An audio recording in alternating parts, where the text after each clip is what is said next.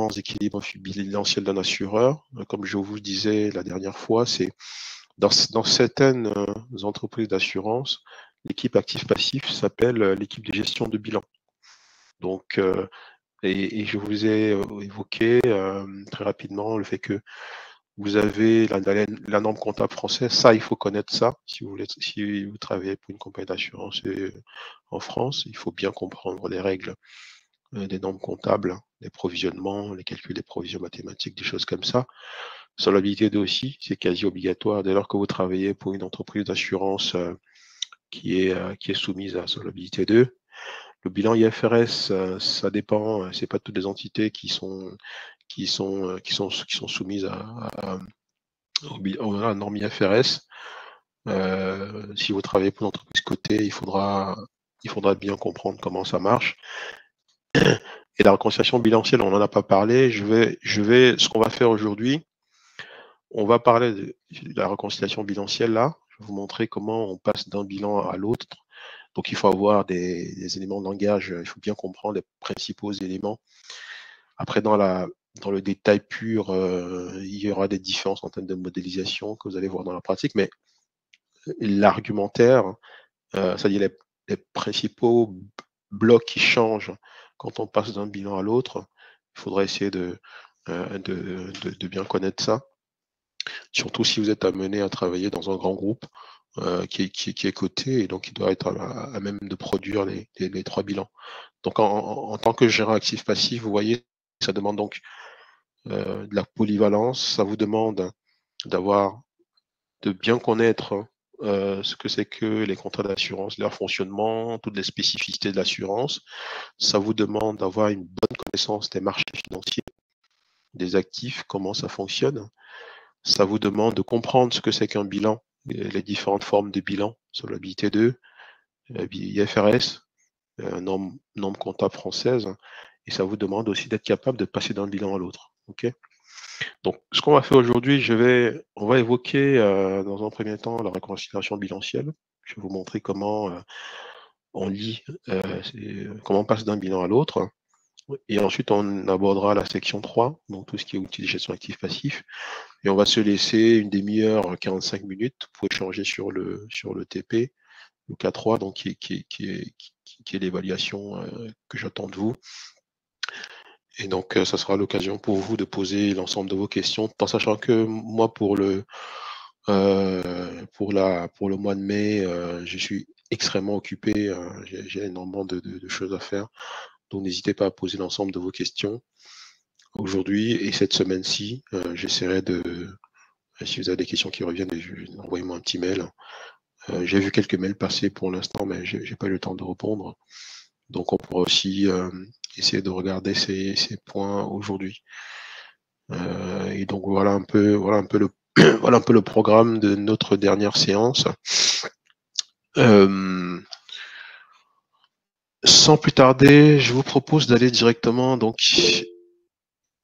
alors, est-ce qu'on corrigera le cas pratique de oui, c'est une bonne question. Effectivement, je pense qu'on peut se prendre 20 minutes. On va essayer de bien cadencer tout ça. On va se prendre 20 minutes pour corriger le cas 2, je vais vous montrer. Donc 20 minutes pour le cas 2. Et on va se prendre 30 minutes pour faire des échanges, questions-réponses sur le cas 3 qui est l'évaluation. Donc on va se laisser in fine 50 minutes tout à la fin pour revenir sur ces points-là. Il faut aussi que je vous envoie, le détail de la réponse du K3 ainsi que le fichier Excel. Vous allez voir, c'est pas très très compliqué. Enfin, du K1, pardon, je voulais dire. Ok. Donc, la réconciliation bilancielle. Ok.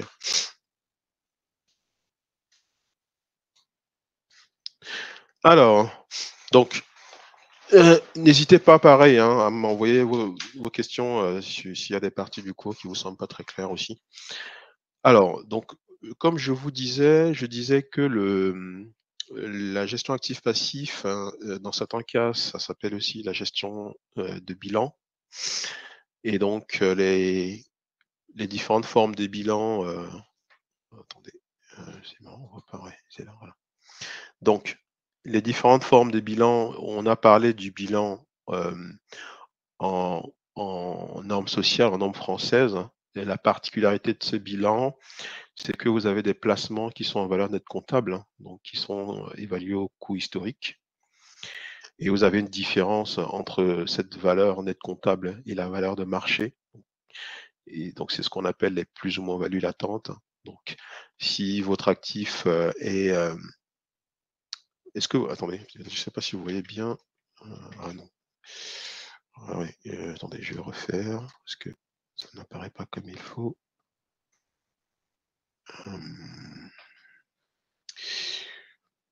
alors, on va faire ça.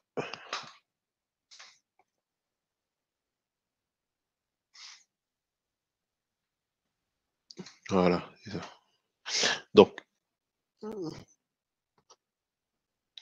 OK, donc là, c'est mieux et donc, concrètement, donc vous avez votre bilan en norme française qui est donc, vous avez un actif qui est en valeur nette comptable, hein, un passif qui est évalué, selon une approche historique. Je vous avais pris l'exemple, du fonds en euros où les provisions mathématiques, ça représente tout simplement l'historique des versements, du client, moins les rachats, moins les décès, au revaloriser, de la PB qui était servie au client.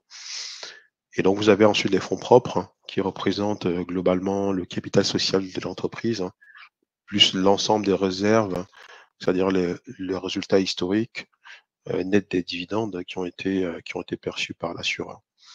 Donc tout ça, c'est en valeur, c'est au coût historique. Donc, et quand on passe sur solvabilité 2, alors, pardon, avant de parler de solvabilité 2, je vais vous parler d'abord des normes IFRS. Donc, et la première norme IFRS, et c'est très facile de voir notamment la différence entre le bilan norme sociale, hein, et le bilan en IFRS 4, c'est ce qu'on appelle la mécanique de shadow accounting. Donc, en français, c'est la comptabilité au reflet. En somme, c'est quoi le principe? C'est tout simplement, je reconnais à l'actif, je passe en valeur de marché, d'accord?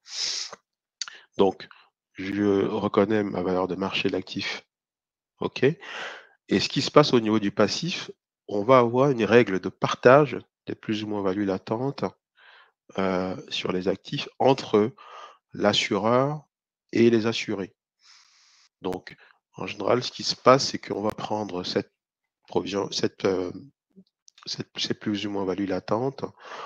Si par exemple, vous avez un fonds, où les fonds propres, représentent, disons n'importe quoi, 10 du fonds et que, les plus ou moins values latentes de l'actif, c'est disons, 100 millions.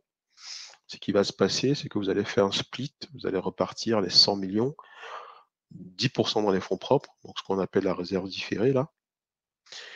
Et puisque c'est du profit futur, hein, que vous êtes censé réaliser, il y a un petit bout qui va aller en impôt. Donc c'est ce qu'on appelle l'impôt différé, sur les fonds propres. Et les 90 restants, c'est considéré être de la PB différée, c'est-à-dire des produits financiers futurs qui vont être générés, et qui vont être versés, heu OK, pardon, j'avais une demande. Donc ce sont les produits financiers futurs qui vont être versés aux clients. Et donc ça s'appelle la PB différée. Vous voyez, donc pour faire la comptabilité au reflet, notamment dans IFRS 4 qui disparaît bientôt, hein, c'était extrêmement simple de passer du bilan, social au bilan IFRS 4. Après il y a certaines particularités, notamment, les retraitements de certaines provisions qui sont un peu à mi-chemin entre les provisions assureurs et assurés. Par exemple, la réserve de capitalisation qui, dans un cas, est considérée comme des fonds propres et dans d'autres cas, peut être plutôt attribuée à la PB différée. Donc, sur ce volet-là, les entreprises sur place avaient des retraitements qui pouvaient être assez spécifiques, sur la réserve de capitalisation. Après, vous avez aussi des sujets comme la provision pour risque d'exigibilité, la PRE, et donc qui, est redispatché entre les fonds propres économiques et les provisions techniques IFRS 4 selon l'historique de dotation. Vous allez voir dans la pratique, dans certains cas, ces provisions-là ne sont pas totalement financées. Enfin, certains assureurs financent partiellement ces provisions-là. Et donc, vous avez donc une quote-part entre les assureurs et les assurés. Et dès lors qu'on fait la comptabilité au reflet, le principe, c'est vraiment de reconnaître l'historique de qui a financé quoi. Alors, la question de savoir c'est quoi la marge future? La marge future, là, j'ai pas parlé de marge future ici, hein, mais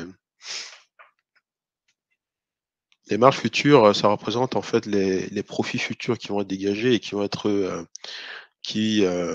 par exemple, si je parle de la PB future, la PB future, c'est les produits financiers futurs qu'on va servir aux clients. Et les marges, c'est-à-dire les profits futurs actualisés, parfois on parle aussi de marges futures actualisées, ah bah, ça représente les produits qui seront générés au travers de votre compte de résultat. Donc ça, en gros, ça représentait les produits futurs actualisés.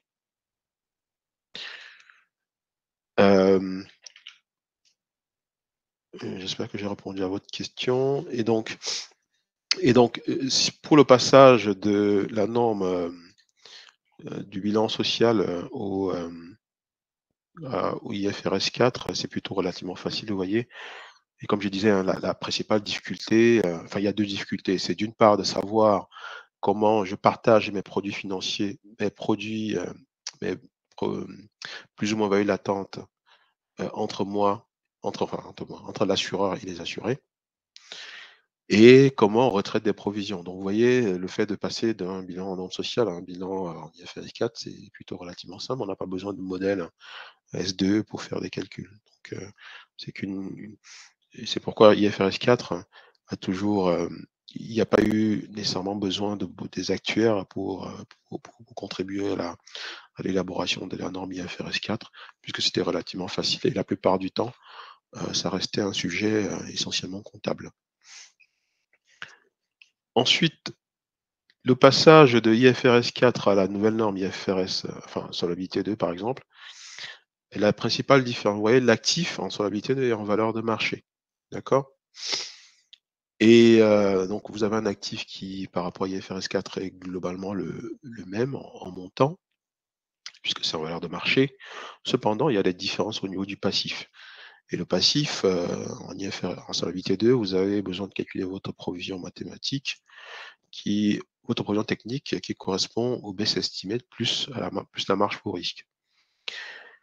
Et quand vous faites votre calcul solvabilité 2, en fait, la réalité de calcul solvabilité 2, en fait, ça revient, et c'est des choses qu'on a pu vérifier dans la pratique, en fait, ça revient à décomposer ce qu'on appelle provision technique IFRS 4, ça revient à splitter cette provision technique IFRS 4 en deux composantes. D'une part, sur la VIF, de calculer donc la VIF, et d'autre part, d'avoir le best estimate plus marge pour risque. Et donc, dans la pratique, nous, ce qu'on avait constaté, c'est que quand on faisait best estimate plus marge pour risque et plus la VIF brute, c'est-à-dire la VIF avant impôt, ça donnait globalement la provision technique IFRS 4. Et donc, parfois, vous allez entendre dans la pratique l'actif en valeur de marché en représentation des engagements réglementés.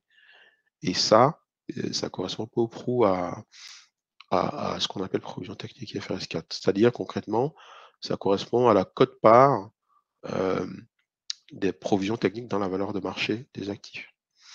Et donc, solvabilité 2, en somme, ça revient à refaire, à splitter cet élément-là, donc à dire j'ai des actifs en valeur de marché en représentation de mes engagements.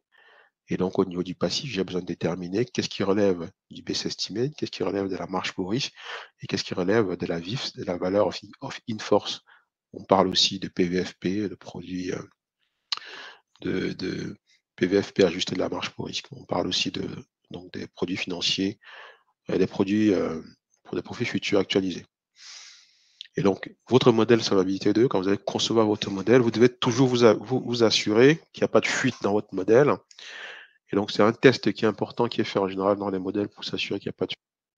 C'est une fois que vous avez fini votre valorisation, vous devez vous assurer que le best estimate plus la marge pour risque plus la VIF est globalement égal à la valeur de marché des actifs en représentation des engagements réglementés. Si vous avez un écart, ça veut dire que vous avez une fuite. Et vous, dans la pratique, je ne sais pas si certains parmi vous ont fait des stages en solvabilité 2, vous allez voir qu'il y a des règles exigées par le régulateur pour traiter cet écart-là.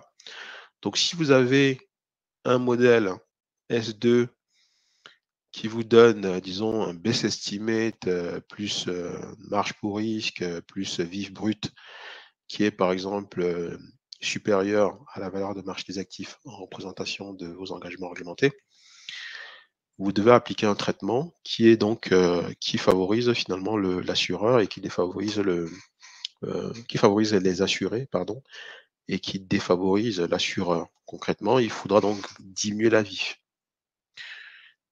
Et si l'écart entre la valeur de marché et le résultat de votre passif, c'est-à-dire best estimate plus marge pour risque plus vif brut, si cette valeur de marché inférieure est plutôt supérieure à ce montant-là, bah, le retraitement que vous allez faire, vous allez plutôt gonfler le best estimate. Donc ça revient à faire donc plus vous êtes précis dans votre calcul, plus vous n'avez pas de fuite enfin d'écart de convergence aussi, on appelle ça souvent comme ça. Plus vous êtes précis dans votre valorisation, du coup, vous avez moins de contraintes pour appliquer les retraitements par rapport à cet écart de convergence. Et dans la pratique, ça arrive assez souvent. Quand les modèles ne sont pas très bien conçus, vous avez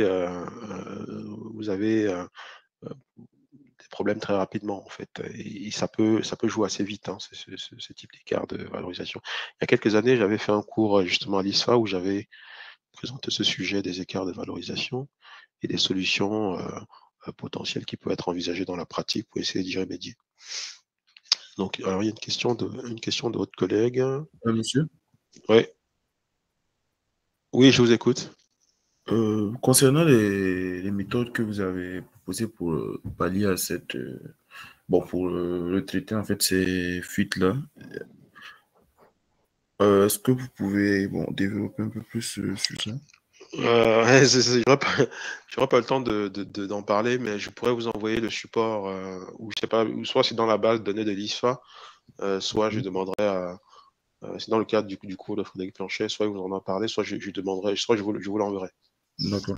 Parce que le sujet, c'est que dans la pratique, alors quand vous concevez, si vous travaillez sur un modèle actif-passif, tous les sujets de forward on a évoqué un peu la dernière fois, notamment comment vous réalisez les forwards, comment vous faites évoluer vos cash flows futurs, il faut que ce soit bien cohérent avec cette hypothèse d'AOA. Si vous ne faites pas ça correctement, si vous avez des loupés, vous allez avoir très rapidement des fuites, hein. Et d'ailleurs, ça peut être je ne vous ai pas demandé ça dans le cadre du K3, parce que sinon, je ne savais pas quel était votre niveau de maturité sur ces sujets-là, mais ça peut être un bon test aussi, hein, de vous demander de vérifier ça, mais je ne vais pas vous poser ces questions-là. Mais concrètement, dans la pratique, quand vous faites votre modèle, un modèle actif-passif, c'est quoi? C'est j'essaie de projeter mon bilan, mon compte de résultat, sous l'hypothèse où je réalise les forwards. Ensuite, on réalise les forwards dans le schéma déterministe. Ensuite, on complète ça avec un calcul stochastique. Mais il faut que tout se déboucle correctement, qu'il y ait bien les formules qui soient appliquées pour qu'il n'y ait pas des écarts de flux sur une année. Et donc, si vous ne faites pas ça correctement, ce qui va se passer, c'est que quand vous allez faire, parce que regardez, votre modèle, vous projetez les flux de l'actif, vous projetez les flux du passif, vous faites un compte de résultat année après année, vous faites un bilan projeté année après année. Et donc, comment évolue votre actif? C'est j'ai mon actif de départ, j'ai des coupons, j'ai des produits financiers qui tombent. Et ensuite, donc, si par exemple la première année, j'ai réalisé 2% de produits financiers, l'année 2, mon actif passe de 100 à 102. Si après je réalise 3 millions de produits financiers, je passe à 105, d'accord? Et vous voyez, si vous avez 105 au bout de l'année 2, en année 0, vous avez 100 millions, OK? Pour que ce soit market consistent, il faut que quand vous actualisez le 105 millions avec votre discount factor est égal 2, il faut que ça vous permette de bien retomber sur le 100 millions. Sinon, vous avez un problème de market consistent. Qu'est-ce que ça veut dire par là? Ça veut dire que l'évolution de votre actif et les performances financières générées en risque net doit être cohérente avec votre discount factor, c'est-à-dire votre taux court, ce qu'on appelle le taux sans risque. Sinon, après, en termes de l'actualisation, ça ne va pas marcher. Et ce raisonnement que vous faites sur l'actif, vous devez être capable d'avoir exactement le même raisonnement sur le passif. Il faut que quand votre passif évolue, que ce soit bien cohérent avec l'hypothèse de risque neutralité.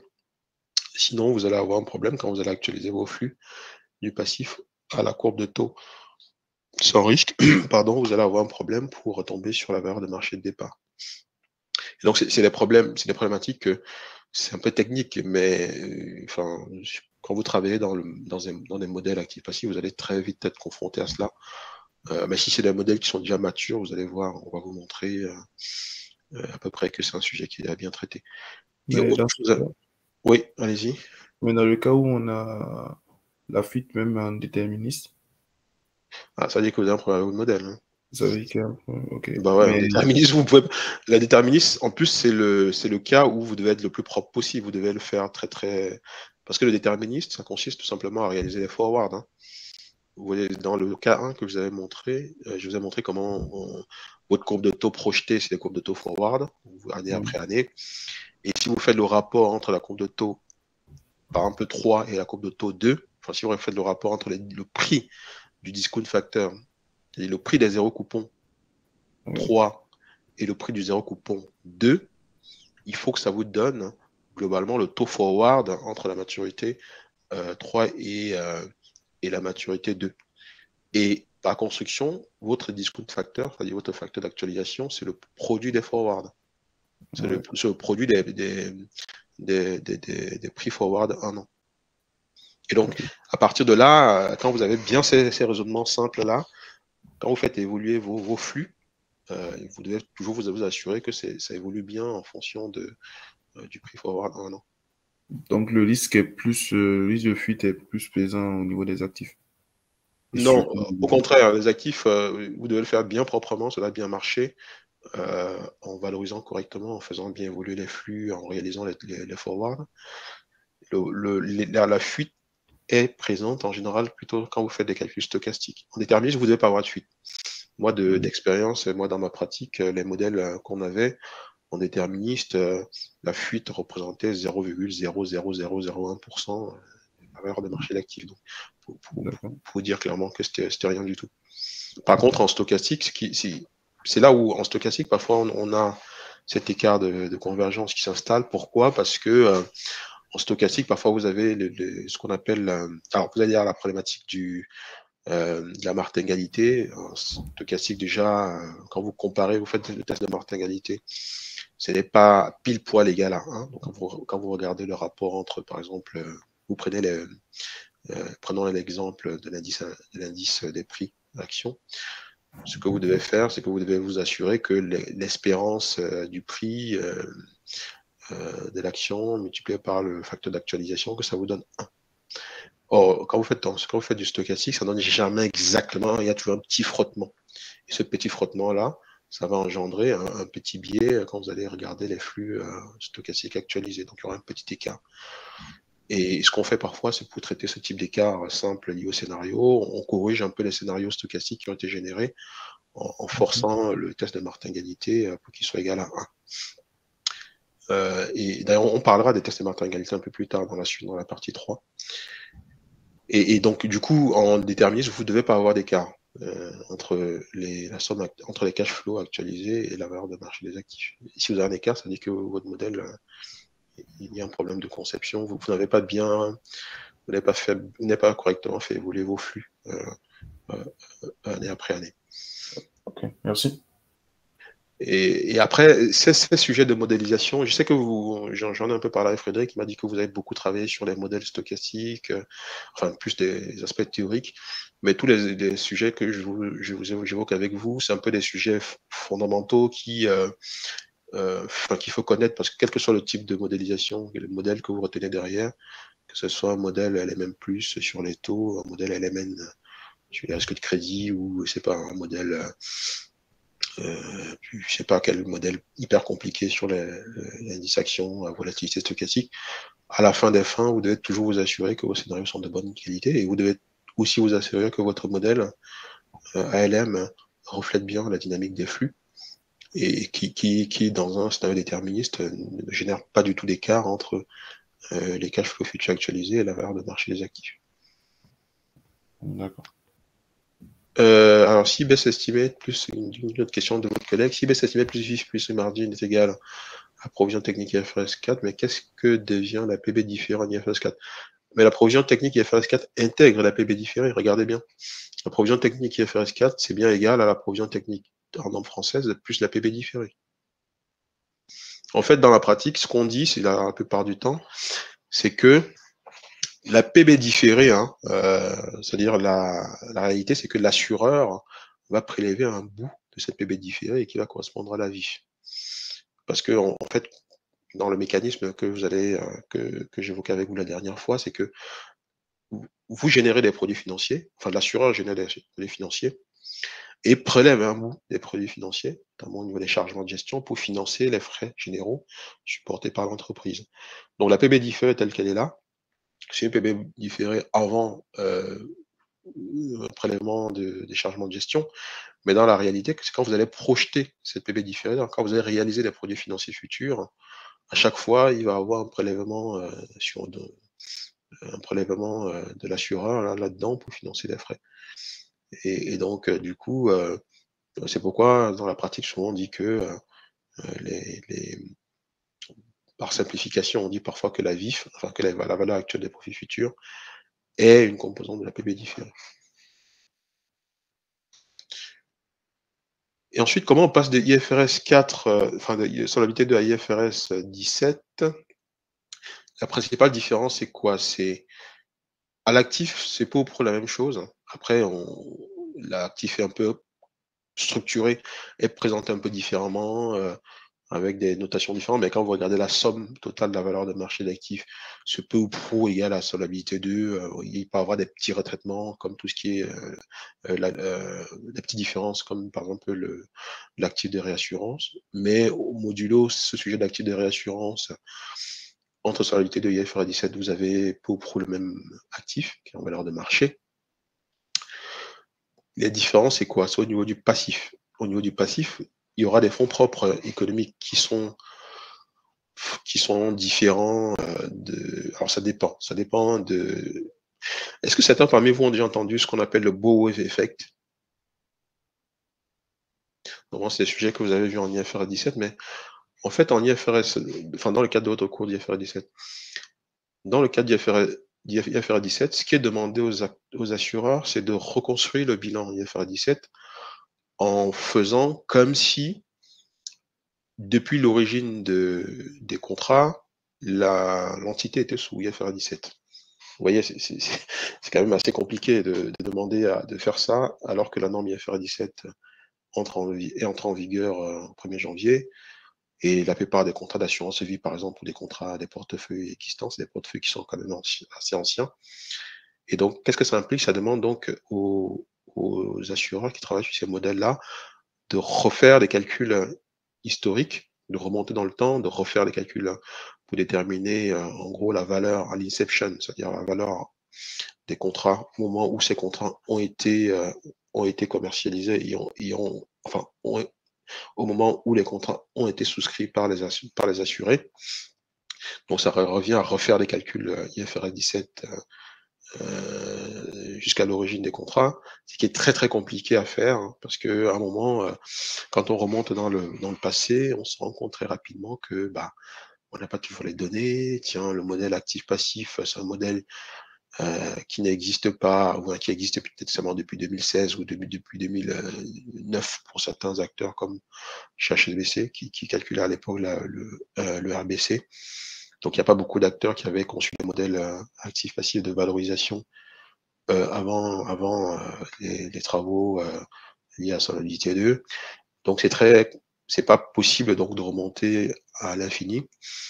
Et donc, ce que les acteurs font, c'est qu'ils remontent jusqu'à une certaine période où ils sont capables de faire les calculs et après ils s'arrêtent là. Après, ils font des proxys pour compléter, pour essayer de faire des estimations sur les périodes les plus anciennes. Et ensuite, quand vous faites ça, vous remontez dans le passé, vous revenez dans l'avenir en débouclant l'ensemble des comptes IFRS 17, un peu comme si vous rejouez un peu votre situation, vos clôtures IFRS 17 dans le passé. Et les fonds propres économiques qui sont ici vont correspondre au cumul des résultats IFRS 17 qui ont été reconstruits avec la méthode que je viens de décrire. Le problème, c'est que ces fonds propres économiques-là, vous avez une différence entre les résultats IFRS 17 et les résultats en norme française. Vous savez, tout à l'heure, je vous ai dit dans le bilan social, les fonds propres, ça correspond au capital social de l'entité, plus l'ensemble des résultats passés, net des dividendes, bien évidemment, qui ont été réalisés par l'assureur, mais en norme française. Donc, entre IFRS 17 et le bilan social au niveau des fonds propres économiques, vous avez donc d'un côté les fonds propres et bilan social qui sont alimentés des résultats en normes françaises qui ont été réalisés, d'accord? Donc l'ensemble des résultats passés. En IFRS 17, les fonds propres économiques, ça va intégrer l'ensemble des résultats en normes IFRS 17 qui ont été réalisés par le passé. Or, il y a une différence entre les deux. Donc s'il y a une différence entre les deux, les fonds propres économiques IFRS 17 sont différents des fonds propres économiques Solvabilité 2 qui correspondent tout simplement aux fonds propres bilan social augmenté de ce que je vous avais présenté tout à l'heure comme la réserve différée, c'est-à-dire la comptabilité reflet, auquel on rajoute bien sûr la VIF net. Donc il y a une différence entre les deux. Et donc ce mécanisme-là, c'est ce qu'on appelle le Bow effect, c'est-à-dire quand on rentre dans le passé pour tenter de le modifier et on revient à aujourd'hui, ce qu'on constate, c'est que toutes les estimations qu'on a faites en revenant aujourd'hui sont différentes de ce qui s'est réellement passé. Parce qu'il y a des différences comptables, parce que on a fait des proxys, des estimations sur le passé. Et donc, c'est ce mécanisme-là qu'on appelle le Bow effect. Et donc, cette différence-là, certains assureurs ont dit, bon, ok, on accepte qu'il y a une différence parce que les mécanismes historiques, voilà, avant, on était en norme française, maintenant, on est passé en IFRS 17. Bon, il y a un écart, on accepte qu'il y a un écart. Pardon. Après, il y a d'autres acteurs qui ont dit, bon, nous, on va essayer de retraiter ça. Et donc, ils ont essayé donc de modifier les résultats passés en IFRS 17 pour essayer de gommer l'effet Bow effect. Et donc, in fine, le sujet, c'est ça. C'est que quand vous basculez de IFRS, de Solvabilité 2 par IFRS 17, il peut donc avoir des différences au niveau des fonds propres économiques. Il y a aussi une autre différence au niveau des provisions techniques, entre les provisions techniques Solvabilité 2 et les provisions techniques IFRS 17. C'est qu'en IFRS 17, vous avez deux notions supplémentaires et vous avez donc. Alors, déjà, il y a la différence au niveau des frontières des contrats. Entre Solvabilité 2, vous savez, Solvabilité 2, vous êtes en run-off, il n'y a pas de primes futures qui sont projetées, alors qu'en IFRS 17, surtout pour les contrats d'assurance vie, il y a des primes futures qui sont projetées, notamment tout ce qui est reversement. Et donc ça a tendance à baisser énormément l'estimation des flux futurs des prestations. Ensuite, il y a la notion de la risk adjustment, qui ressemble un peu à la risk margin, mais qui est, voilà, donc les principes des calculs se ressemblent un tout petit peu. Et il y a la notion de la CSM. La CSM, vous voyez, la CSM, elle est comptabilisée plutôt passif. Enfin, quand on dit passif, c'est dans les provisions techniques. Alors que la VIF, en Solvabilité 2, est plutôt comptabilisée dans ce qu'on appelle les fonds propres de base. Et donc, il faut en plus, si vous devez regarder les fonds propres de base, il faut reconnaître aussi les impôts différés. Donc, vous voyez, en différence, c'est que en IFRS 17, ma CSM, qui est censée représenter donc mes profits futurs actualisés, est plutôt dans les provisions techniques et pas dans les fonds propres de base, alors qu'en Solvabilité 2, la VIF, qui est censée refléter un peu la même chose, même s'il y a des différences de calcul au niveau des modèles, cette VIF-là est comptabilisée plutôt dans les fonds propres de base. Et dans la pratique, vous allez entendre parler de la réserve de réconciliation. Et donc voilà un peu les principales différences que vous devez connaître entre les différents bilans Donc, premièrement, quand je passe du bilan social à IFRS 4, qu'est-ce que je fais? Je passe d'une comptabilité au coût historique à une comptabilité en valeur de marché.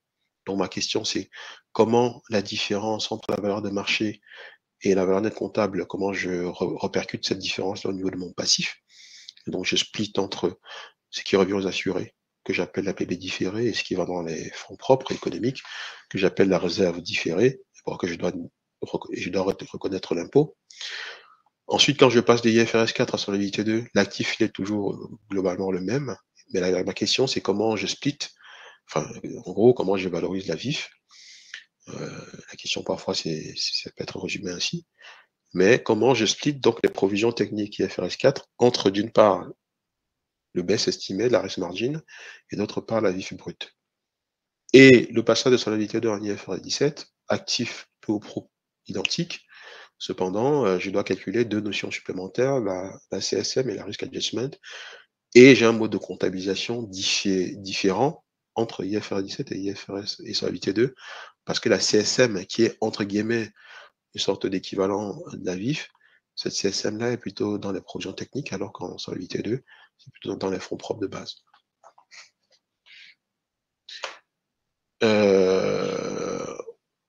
Si vous n'avez pas de questions par rapport à ça, je vous propose donc on va aborder un peu la partie technique de la présentation. On a donc présenté les enjeux, la définition de la gestion actif-passif, on a parlé des bilans. Maintenant, vous, en tant qu'actuaire, ce qu'on va attendre de vous, actuaire financier ou actuaire ALM, c'est comme vous voulez, ce qu'on va attendre de vous, c'est d'avoir une excellente connaissance sur les aspects de modélisation, sur les aspects techniques purs, quoi. Et donc ça, donc c'est cette partie-là qu'on va essayer d'aborder maintenant. Donc, très rapidement, quelles sont les différentes techniques de la gestion actif-passif?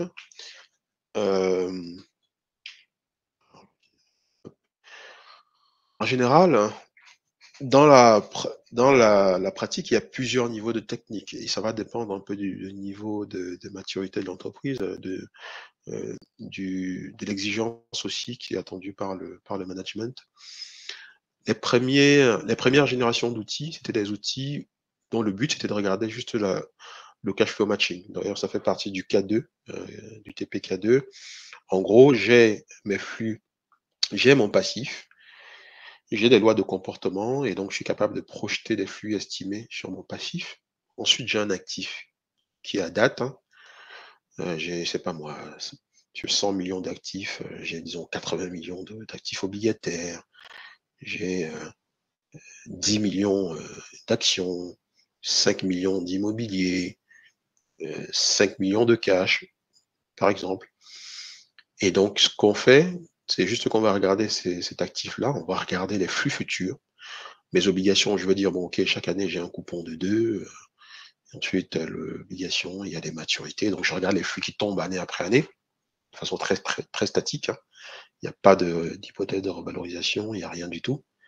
Il n'y a pas d'hypothèse de réinvestissement, il n'y a rien. Je regarde juste les flux qui vont être générés par l'actif que j'ai aujourd'hui et je remets ces flux-là au regard de mes flux du passif. Et je regarde s'il y a des trous. S'il y a des trous ou s'il y a des années qui sont beaucoup trop élevées.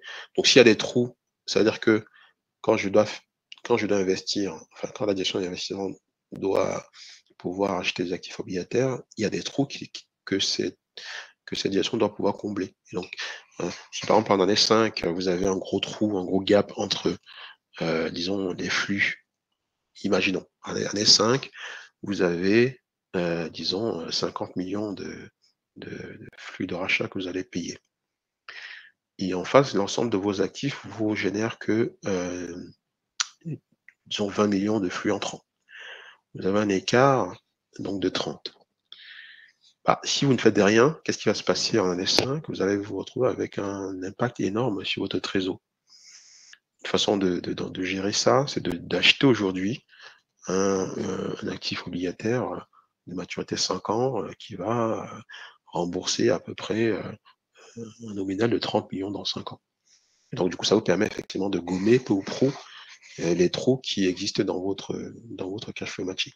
Donc, vous voyez, c'est un peu la technique, les premières générations de cash flow matching, c'était vraiment de s'assurer que on prend des décisions d'investissement pour essayer de combler les gaps importants qu'on peut avoir entre les flux d'actifs et les flux de passifs.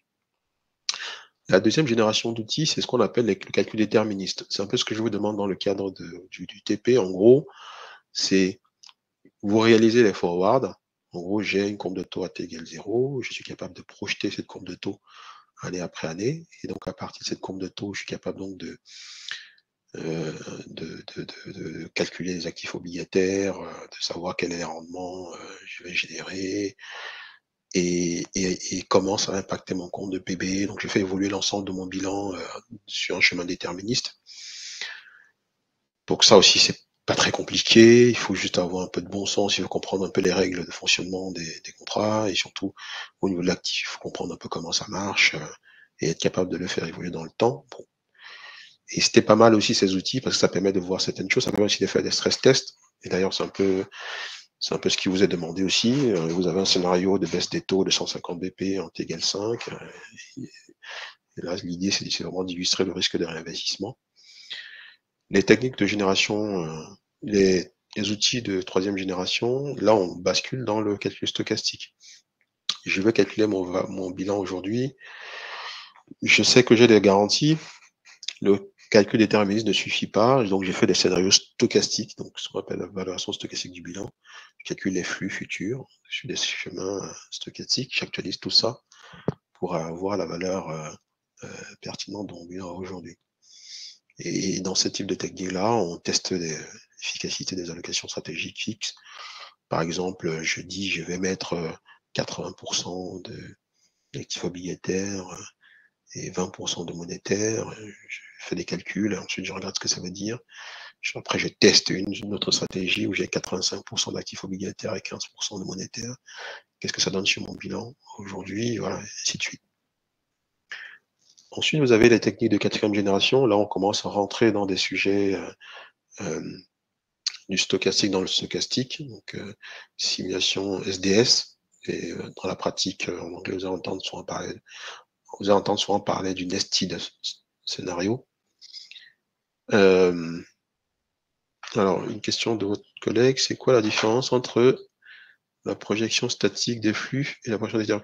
La projection statique des flux, c'est que vous ne faites pas des réinvestissements. Vous prenez votre actif obligataire et qui vous dit, bon, là, c'est dans maturité 10 ans, ça verse un coupon de 5.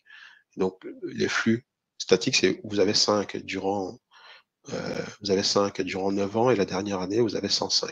Donc, vous voyez, vous ne vous êtes pas posé la question de savoir où vous ne vous êtes pas posé la question de savoir est-ce que vous réinvestissez les 5 qui tombent chaque année et à la dernière année, à l'année 10, comment vous devez réinvestir le 105 que vous touchez en dernière année, d'accord?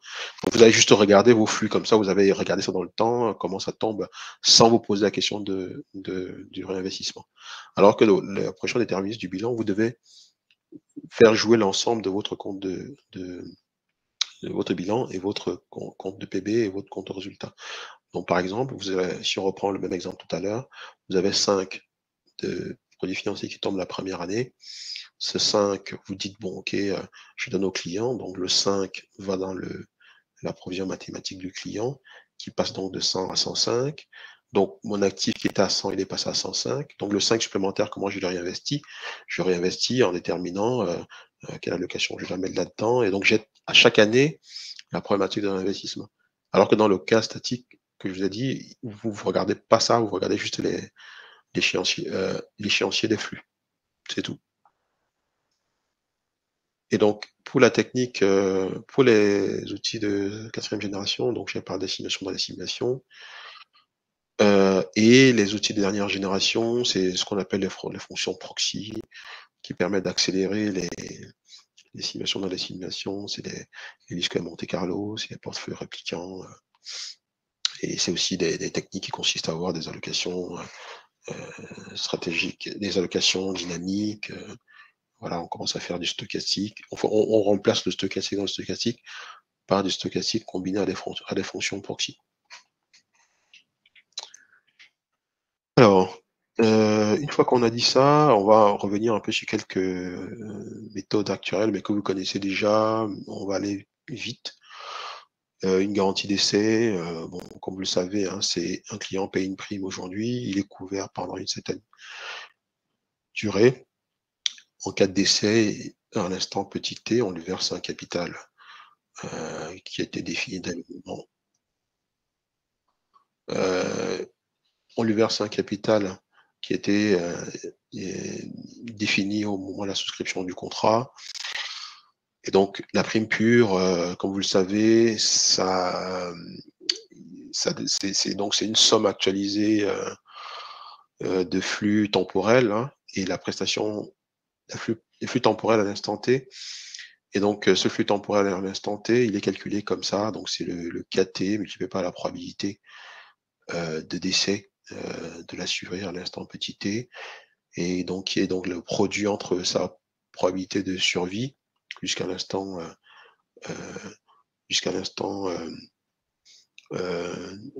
sa probabilité de survie jusqu'à l'instant t, et la probabilité de décès entre l'instant t et t plus 1. La garantie de capital, garantie en cas de vie, bon, le mécanisme est un peu différent. Le client, il reste en vie au terme de son contrat, on lui verse son capital. Et là, le flux probable à l'instant t, c'est la formule tout à l'heure, donc c'est la probabilité de survie multipliée par le capital. Et donc, vous avez à chaque fois les formules, hein, pour calculer ça. Les garanties mixtes, c'est un peu, enfin, voilà. Là, ça ressemble un peu au contrat en euros. Si le client décède, on lui verse un capital. S'il est en vie au terme du contrat, on lui verse aussi un autre capital. Les rentes viagères, ça vous le connaissez, c'est le client, on lui verse une rente jusqu'à ce qu'il décède. Voilà. C'est une rente viagère simple. Et donc, le flux probable à l'instant T s'écrit comme la probabilité de survie multipliée par le montant de la rente. Et qui peut être revalorisé, hein, parce que la plupart du temps, les rentes elles peuvent être revalorisées, soit selon l'inflation, soit selon des règles des PB qui ont été définies. Mais dans le cas 2, c'est une rente simple et il n'y a pas de revalo. Non, si, il y a une revalo qui est autotechnique, je me rappelle. Rente réversible, donc si le client décède, on lui verse des rentes, dès lors qu'il décède, on reverse soit le même niveau de rente, soit un montant de rente plus différent à son bénéficiaire. Donc, deux formes de contrats de rente, les rentes avec annuité garantie et des rentes par panier croissant, ou encore des rentes par palier décroissant. Il y a aussi des options de dépendance qui peuvent exister sur ces contrats-là. Contrat retraite, alors ça c'est le cas 2. Le cas 2, c'est quoi? Il y a la phase de constitution. Un client, il fait des versements année après année. Par exemple, vous avez souscrit un contrat de retraite. Pendant les années où vous travaillez, vous versez, disons, c'est pas moi, 150 € chaque mois dans votre contrat retraite.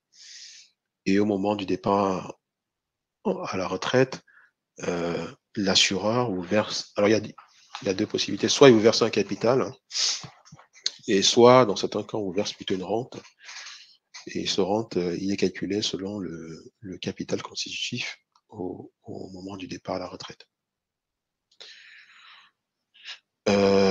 Contrat de retraite, donc il y a tout un laïus là. Le montant du capital de départ n'est pas connu, oui évidemment, parce que ça dépend des versements, ça dépend de la performance financière. Il peut y avoir des taux techniques, c'est-à-dire quand on parle des taux techniques, hein, et en tête c'est en général le niveau minimum de revalorisation qui était défini contractuellement. Pardon. Et dans quelques rares cas, il peut y avoir certains des vieux contrats de rente, il y avait des garanties de table, ce qui était quand même assez impressionnant. Tous ces vieux contrats de rente ont disparu. Aujourd'hui, le niveau de la rente est calculé au moment de départ à la retraite du client, mais avec une loi de mortalité qui est soit réglementaire, soit soit les modalités sont précisées au moment du contrat. Mais il n'y a plus de garantie de table, il y a plus il y a quasiment plus d'assureurs qui promettent à un assuré qui a souscrit un contrat de retraite de lui verser une rente qui est connue d'avance. C'est beaucoup trop dangereux et ça existait avant, mais aujourd'hui c'est terminé.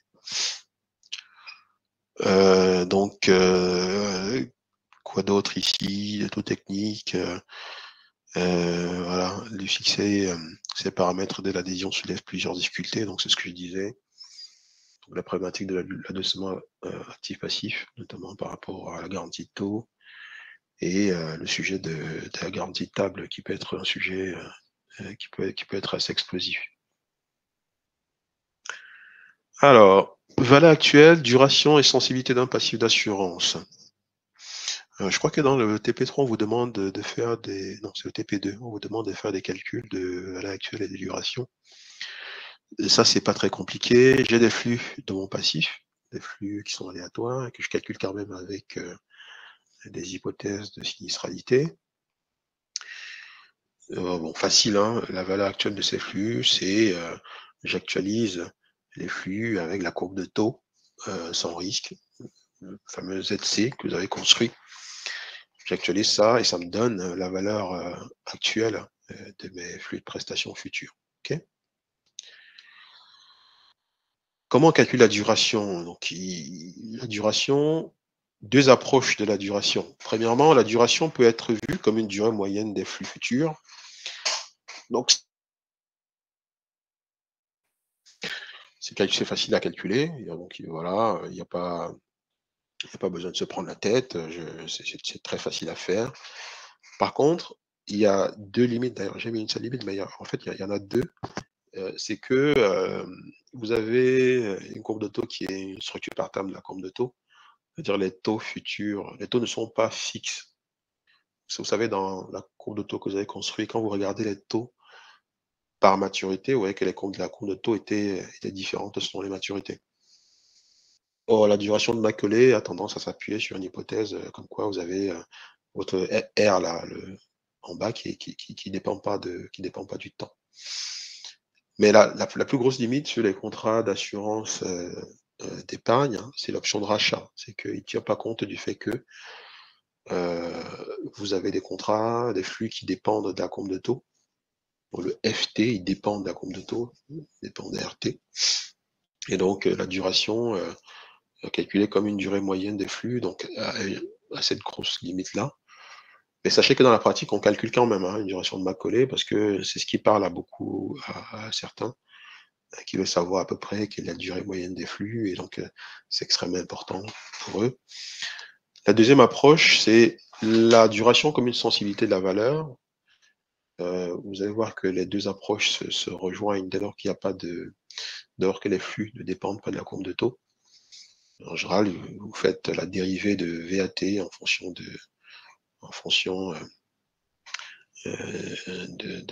mouvement de taux. Si le RT est fixe et que le FT ne dépend pas de R, normalement, il faut vous démontrer assez aisément que la duration de Macaulay, elle est égale à un facteur 1 plus R, que c'est égal à la sensibilité. Donc les avantages, c'est que s'il y a ça intègre bien le fait que la réalité des flux qui dépendraient des niveaux de taux. C'est plus complexe en assurance vie parce qu'il faut faire des calculs stochastiques. Et bon, il faut bien être capable aussi de bien utiliser ça, notamment au regard de la stratégie d'investissement qui est définie par la compagnie d'assurance. Duration de Macaulay, donc on disait que c'est pas très compliqué. J'ai des flux futurs actualisés. Ce qu'on fait, comme tout à l'heure je vous ai dit, hein, ici vous avez donc VAT qui est égal à la somme actualisée des flux à la courbe de taux. Donc ce que vous faites, c'est que vous cherchez un petit R qui vous permet de retrouver ça, d'obtenir VAT est égal à la somme actualisée sur le petit R. Donc avec une formule cible sur Excel, ça se fait très très rapidement. Et à partir de là, vous pouvez donc R est en général proche du taux minimum garanti, ok, donc c'est pas voilà. Vous donc pouvez calculer la duration de ma collée, qui est calculée avec cette formule-là, donc pas très compliqué, et qui vous donne donc la durée moyenne de vos flux. C'est quoi? On a parlé des avantages de ce truc-là, c'est que ça permet parfois assez facilement de définir une stratégie sur les obligations à taux fixe. Si j'ai grosso modo 10 de duration, je dis que mes flux en moyenne au passif c'est 10 ans, bah, j'ai envie tout de suite d'acheter des obligations dont la duration est aux alentours de 10 ans. Ce qui n'est pas complètement déconnant.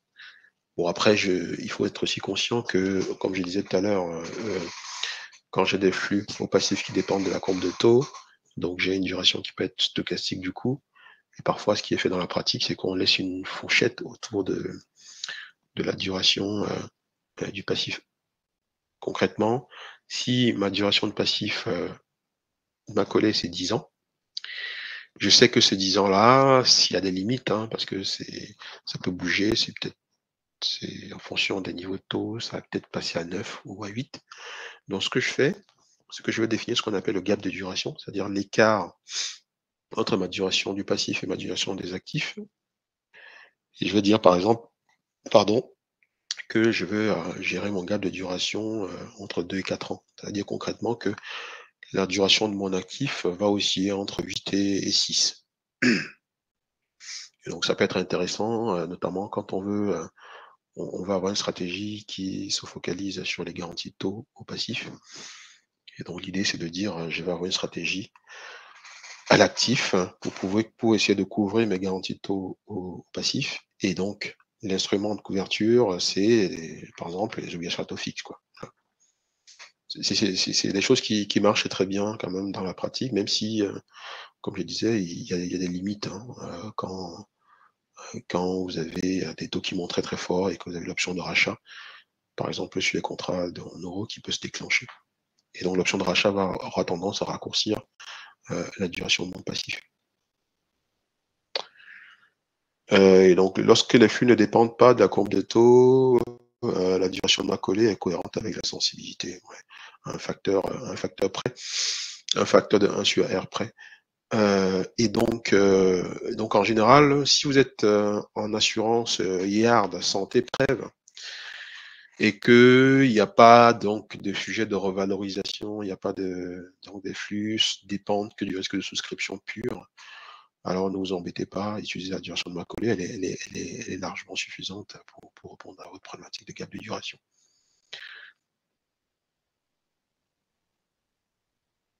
Bah, la duration, c'est ce que je disais, c'est que on aura calculé un taux ici, on aura calculé un taux moyen qui est censé me permettre de retomber sur la valeur actuelle des flux actualisés. Donc pour répondre à votre question, hein, il y a votre collègue qui demande si la duration du passif est calculée avec le taux technique ou avec le taux sans risque. Donc j'ai mes flux du passif, j'actualise avec la courbe de taux, ça me donne VAT. Ensuite, je détermine un petit R qui me permet de, quand j'actualise ces flux-là, donc le petit R il doit être fixe cette fois-ci, ça me permet de retomber sur VAT. Et ensuite, je calcule ma duration de ma collée en m'appuyant sur le petit R qui, cette fois-ci, ne dépend pas du temps, mais qui est fixe. Donc, c'est une sorte de taux moyen qui me permet de rééquilibrer mes flux avec la valeur actuelle de. Donc, est-ce que vous avez compris? Donc, je le fais en deux temps. Premier temps, j'ai mes flux futurs, j'ai la courbe de taux, j'actualise, ça me donne ma valeur actuelle de mes flux. D'accord? Ma courbe de taux, c'est des taux qui dépendent du temps. Mais pour calculer ma duration de ma collée, j'ai besoin d'un taux moyen, un taux fixe, quoi, une sorte de taux de rendement actuariel. J'ai calculé ce taux de rendement actuariel en déterminant par une inversion un petit r tel que VAT est égal à la somme pour t allant de 1 à grand T de ft divisé par 1 plus petit r puissance t. Et la duration de ma collée est calculée sur la base de ce petit r-là. Vous voyez la différence ou pas? Donc le VAT, j'ai calculé avec ma courbe de taux de marché. Enfin, la courbe de taux de référence, sans risque. Et je recalcule un petit r pour réégaliser tout ça. et à partir de là, je calcule ma duration. OK?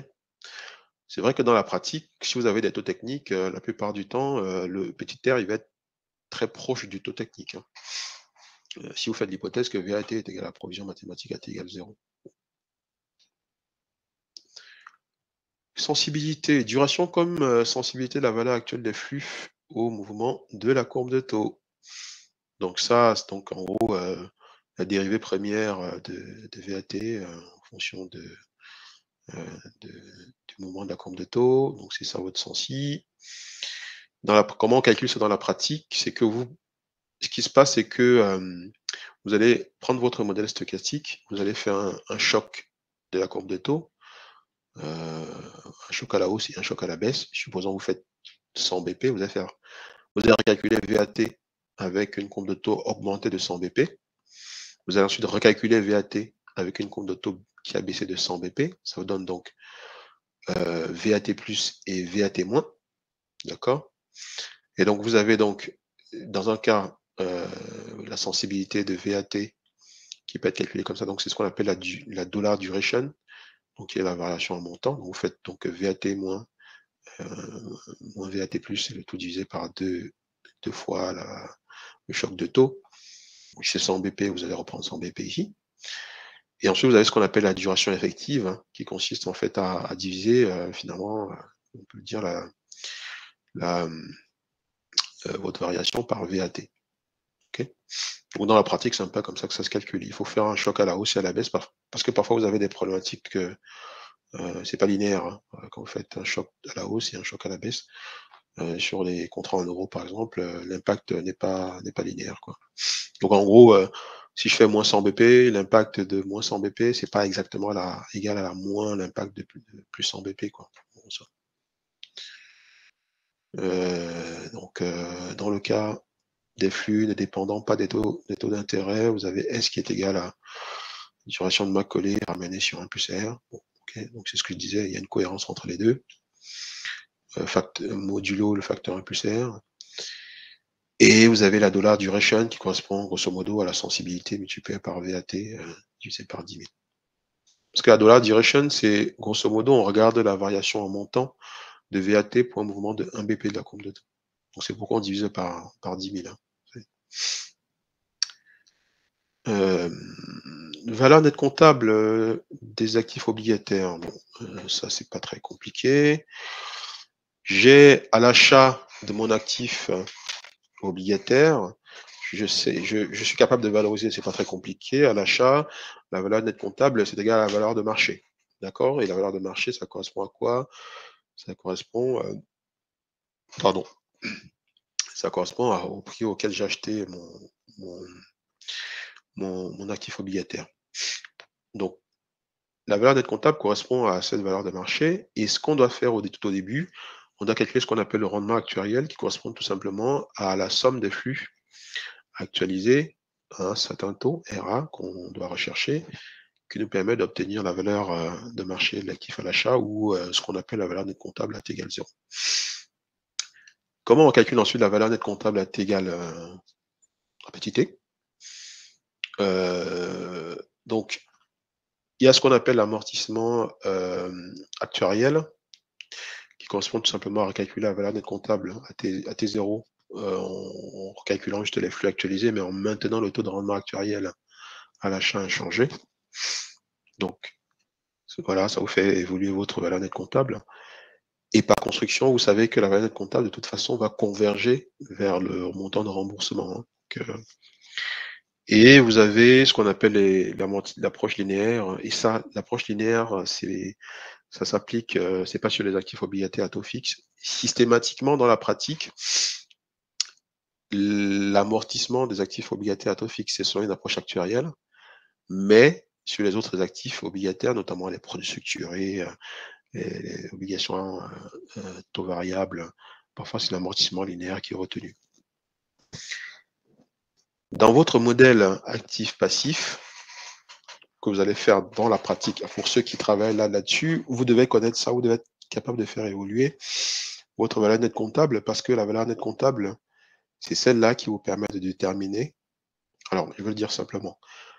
La performance financière d'un actif obligataire, ça correspond au montant de coupon plus l'amortissement. Et donc, si vous faites un modèle actif-passif en assurance vie, vous faites évoluer votre compte de PB. Dans votre compte de PB, la performance financière qui doit apparaître, c'est bien la somme des deux composantes. Après, le sujet de surcote des cotes aussi, hein, donc ça correspond tout simplement à la valeur nette comptable T égale 0 moins la valeur nette comptable au moment de l'achat. Est-ce que ce sont des notions qui vous parlent, hein, ça? Ceux qui travaillent en assurance vie, là, qui ont fait des stages en assurance vie, enfin pas qu'en assurance vie, hein, mais si vous travaillez dans une direction même d'investissement et on vous demande quels sont les rendements, si on vous donne un portefeuille d'actifs, on vous demande de faire une estimation des rendements comptables futurs. Donc là, c'est un sujet qui est purement actif. Vous devez être capable de calculer ces sujets d'amortissement. Hein. Parce que si vous n'intégrez pas l'amortissement, vous allez fausser la performance comptable de vos actifs. Donc c'est un sujet qui est en assurance vie, mais pas que. Hein. Si vous êtes dans une direction d'investissement aussi, vous pouvez être amené à vous poser ce type de questions.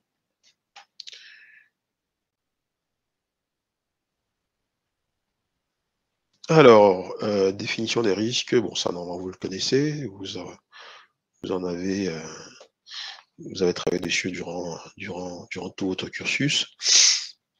Donc, on va passer les types de risques aussi. Normalement, c'est des choses que vous connaissez aussi. Les risques de marché, les risques de crédit. Alors, liquidité, intéressant aussi. C'est un risque sur lequel on travaille beaucoup. Alors, qui est même assez qui est revenu, qui est devenu. Attendez, excusez-moi, j'ai un message.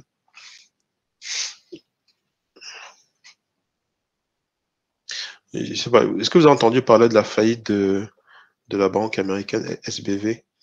Donc, cette faillite-là, ça s'expliquait par à la fois un sujet de liquidité, mais aussi un sujet ALM aussi. Donc, ils n'avaient pas assez de. La question, c'est quoi? C'est la première expression de l'amortissement en T, fonction de R, vous pouvez l'expliquer. Alors, la première, laquelle? L'amortissement actuariel?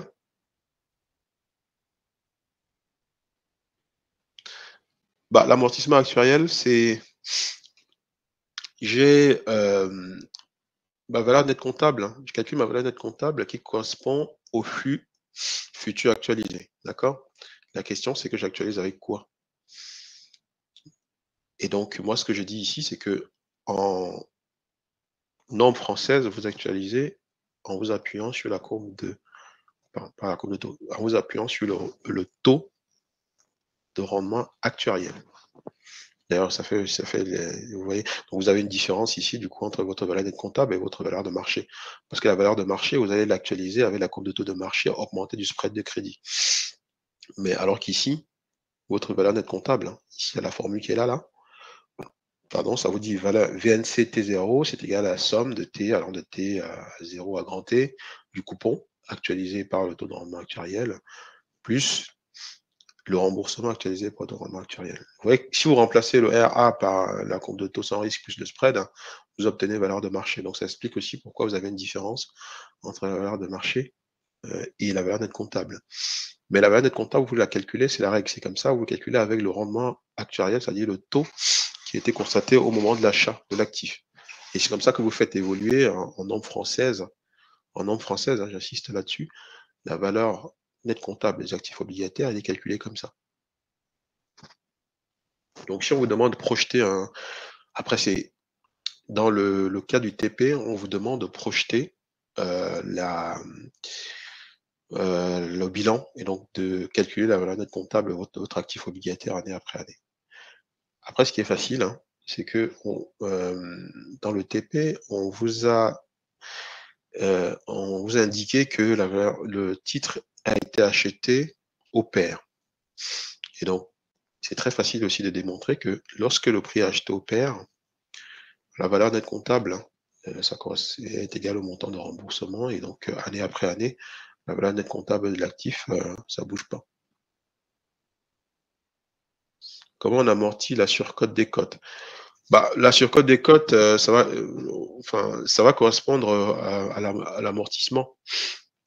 Vous allez voir, regardez, ce qui va se passer, c'est que vous allez avoir un moment votre surcote des cotes qui va, si vous regardez surcote des cotes, vous dites valeur nette comptable est égale, pardon, surcote des cotes est égal à valeur nette comptable moins valeur de marché à l'achat, d'accord?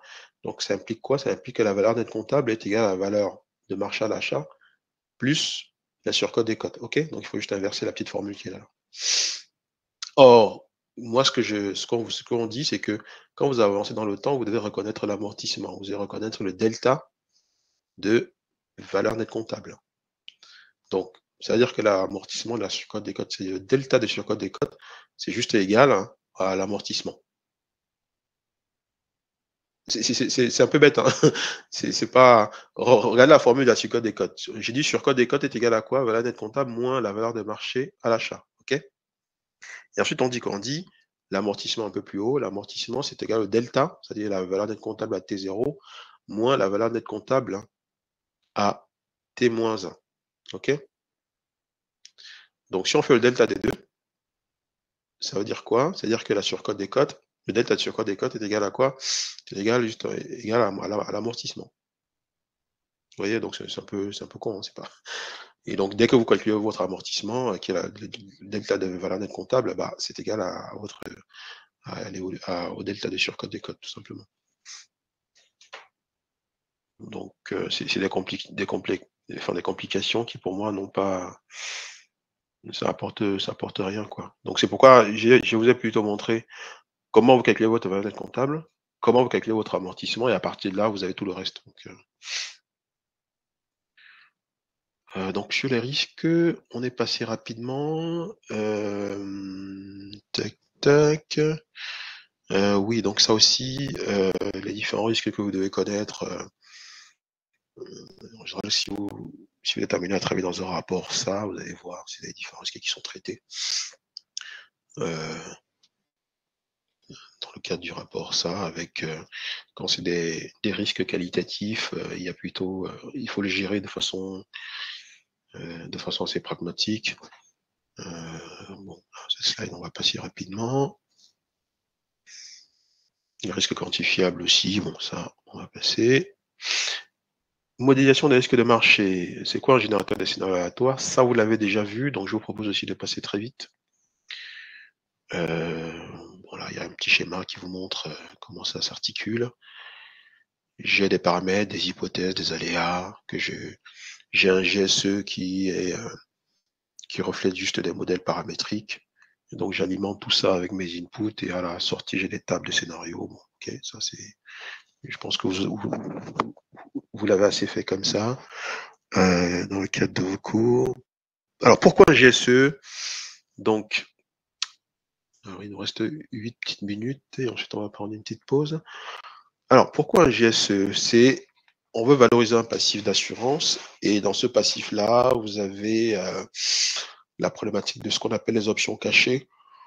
Des options qui sont cachées dans le sens où, enfin, ils sont pas si cachés que ça, on les connaît, mais il n'y a pas de formule fermée nécessairement pour les valoriser. Et donc, du coup,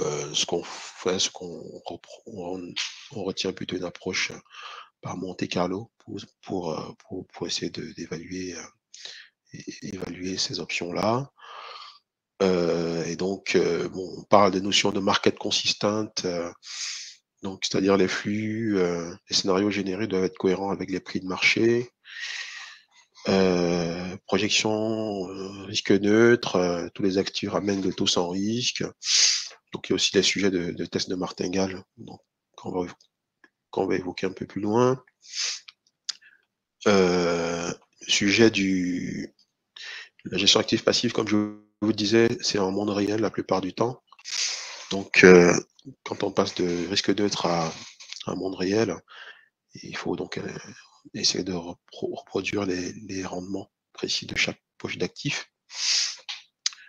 Et donc, il y a aussi les sujets de valorisation à long terme. Quand vous avez, c'est un débat intéressant qui a été, enfin, dont les enjeux, enfin, qui a baissé un peu depuis quelques années. Mais à l'époque de la mise en place de Solvabilité 2, il y avait des vraies questions qui étaient posées sur la pertinence de retenir une approche risque neutre pour calculer les valeurs à long terme de certains portefeuilles, notamment les contrats d'assurance vie, parce que la problématique du risque neutre supposait que, évidemment, l'ensemble des actifs ramènent le taux sans risque. Or, par construction, quand vous avez un actif qui est long, ce n'est quasiment jamais valorisé en risque neutre. Prenons un exemple simple. Un actif obligataire de maturité 10 ans, la plupart du temps, quand vous regardez cet actif obligataire, c'est calculé comme les flux futurs actualisés, le coupon, le remboursement. Actualisé par quoi? Par une courbe de taux augmentée d'un spread. Donc d'un spread, qui est le spread de crédit. Et donc du coup, le rendement de cet actif obligataire-là, c'est pas le taux sans risque, c'est un rendement qui est plus élevé. Et donc, en partant de ce constat, il y a pas mal de personnes qui ont dit, mais attendez, si on fait ça pour les actifs obligataires, pourquoi sur des passifs longs, on s'emmerde à faire de risque neutre, alors que pour des actifs qui sont entre guillemets longs, on fait jamais ça. Donc il y a eu pas mal de débats. Et certains acteurs étaient partis sur une approche qui consistait à calculer la valeur long terme en mettant des primes de risque, comme par exemple chez HSBC à l'époque, où il y avait effectivement des primes de risque. Et sur la BT2, ils ont essayé de corriger ça en intégrant la volatility adjustment, par exemple, qui est une sorte de correction pour volatilité, mais dans le but aussi, c'est un peu de reconnaître que quand on doit valoriser des passifs longs, il faut avoir un rendement qui est supérieur au taux sans risque. Donc, l'une des raisons implicites aussi à l'utilisation de la volatility adjustment, c'était ça. C'était essayer de corriger ce sujet de risque neutre qui consiste à supposer que tous les actifs ramènent un taux sans risque. Et cette approche-là n'est pas une approche qui est totalement pertinente dès lors que on s'attaque à la valorisation des passifs qui sont longs. Donc, et l'une des raisons implicites du recours à la VA, c'était aussi un peu ça. C'était pour corriger un peu cette limite-là aussi.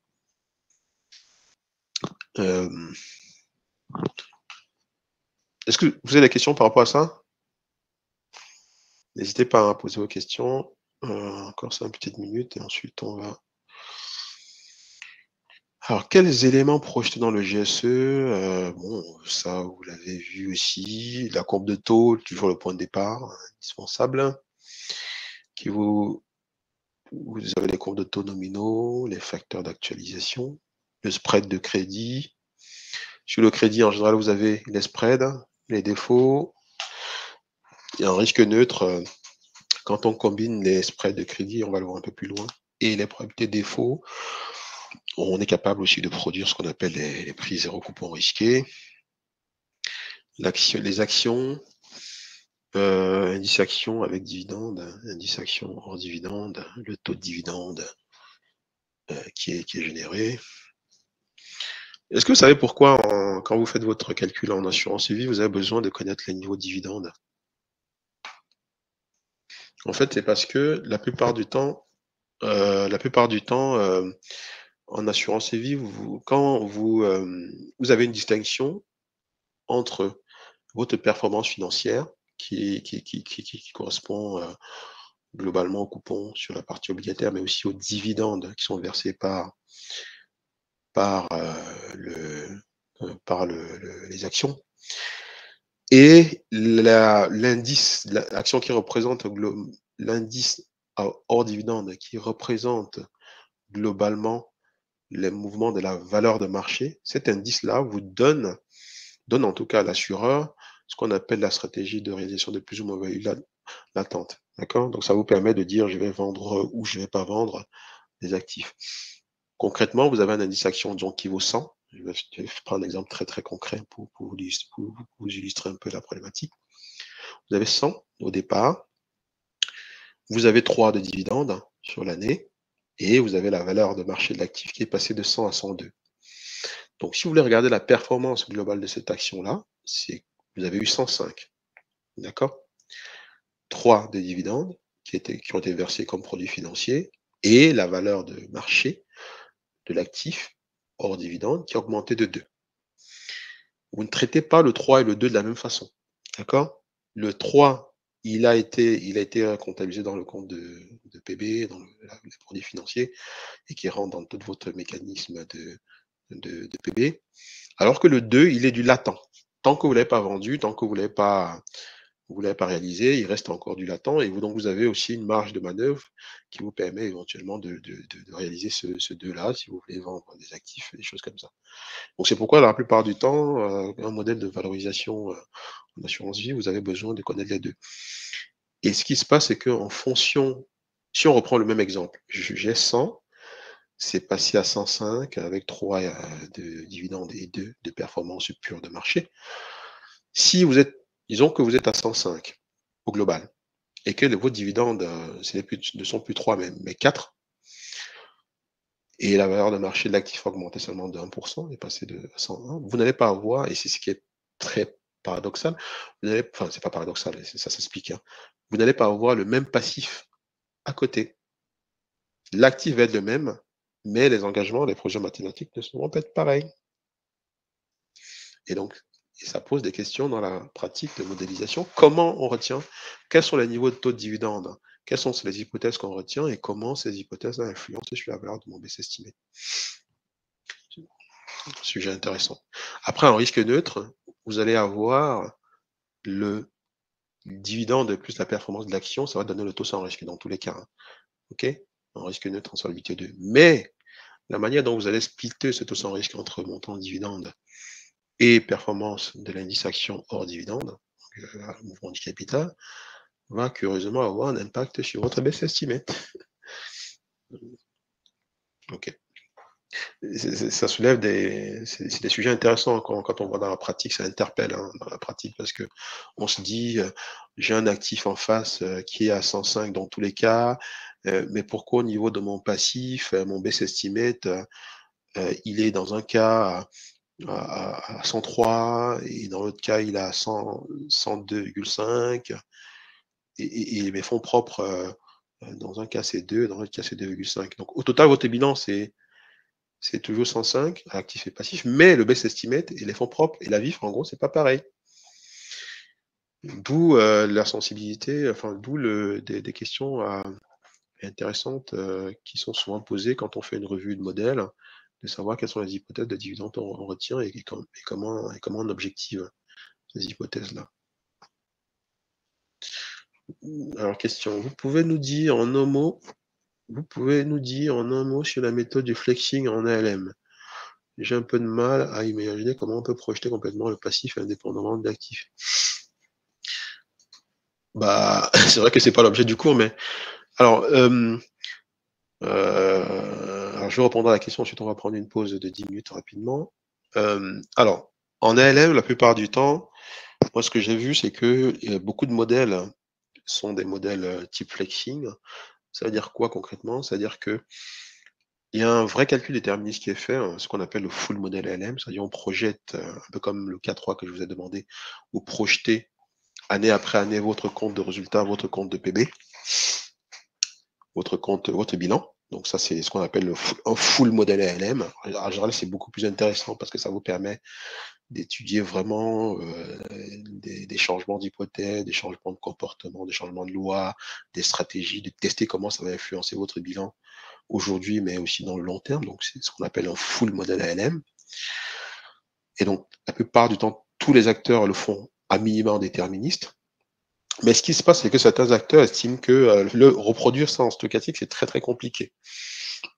Et donc, du coup, ils vont pas s'emmerder à refaire un modèle full ALM pour tous les scénarios stochastiques. Ce qu'ils vont faire, c'est qu'ils vont reprendre les flux déterministes qui ont été obtenus en full ALM, en déterministe. Et ce qu'ils vont faire, c'est que sur la base des scénarios stochastiques, ils vont essayer de déformer ces flux-là en les changeant selon l'évolution stochastique des tables de scénario, pour donc essayer d'estimer ce qu'ils vont appeler le coût des options et garanties. D'accord? Donc, dans le cas du full LM, qui est simple, c'est de dire, je projette mon bilan, mon compte de résultat, année après année, et pour tous mes scénarios stochastiques, donc ça fait des grosses tables, ça fait des données énormes à gérer et tout. Alors que dans le cas du flexing, c'est dit, non, moi, c'est trop compliqué de faire un full LM en stochastique. Moi, je vais juste prendre des scénarios déterministes et je vais les faire évoluer en fonction des hypothèses. Par exemple, je vais prendre la PM. Si dans le scénario déterministe, j'avais, disons, projeté une full PM avec des règles de PB de 3% de revalorisation chaque année. En stochastique, je vais regarder mes scénarios, je vais dire, bon, scénario stochastique, qu'à l'actif pur, ça génère un actif, disons, une PB de 2 pour le scénario 1 et de 4 pour le scénario 2. Donc je veux réévaluer la PM, enfin plutôt la PB, cette fois-ci de 2 et de 3, et donc de faire de proche en proche, enfin, de façon récursive comme ça, de recalculer la PM, sans être obligé de refaire tout mon calcul full ALM. Donc il y a beaucoup de modèles comme ça qui fonctionnent avec ce sujet de flexing. Pour être franc, moi, ça marchait bien dans certains cas en risque neutre, quand on veut faire des calculs de TIVOG. Mais en ALM, en full ALM, quand il faut faire des calculs en monde réel, je suis pas sûr que ça marche très bien, ce sujet-là. Dans le modèle flexing en risque neutre, en solidité 2, c'est des modèles qui ont déjà été prouvés, ça marche plutôt relativement bien. Mais en monde réel, je ne sais pas trop ce que ça veut dire en fait. Je ne sais pas s'il y a eu, si c'est des choses qui marchent très bien en monde réel. Donc voilà un peu la différence entre un flexing et un modèle full ALM.